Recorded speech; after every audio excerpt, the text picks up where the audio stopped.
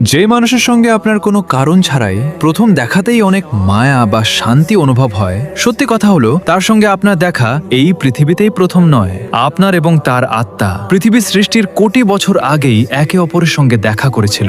ইসলামে একে কোনো কাকতালীয় ঘটনা বা নিছক আবেগ বলা হয়নি, বরং এর পেছনে রয়েছে এক গভীর আধ্যাত্মিক রহস্য।